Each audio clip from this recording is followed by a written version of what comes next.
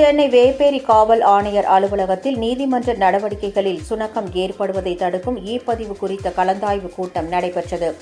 காவல் ஆணையர் அருண், சென்னை முதன்மை அமர்வு நீதிபதி கார்த்திகேயன் தலைமையில் நடைபெற்ற கலந்தாய்வில் 16வது கூடுதல் அமர்வு நீதிமன்ற நீதிபதி அருமைச்செல்வி, முதன்மை பெருநகர குற்றவியல் நடுவர் கிரிஜாராணி, 4வது பெருநகர குற்றவியல் நீதிமன்ற நடுவர் அனிதா ஆனந்த், 3வது பெருநகர குற்றவியல் நீதிமன்ற நடுவர் சுந்தரபாண்டியன், மத்திய குற்றப்பிரிவு கூடுதல் ஆணையாளர் ராதிகா, மத்திய குற்றப்பிரிவு துணை ஆணையாளர்கள் செல்வராஜ், கீதாஞ்சலி, ஆரோக்கியம், கீதா உள்ளிட்ட பலர் கலந்து கொண்டனர்.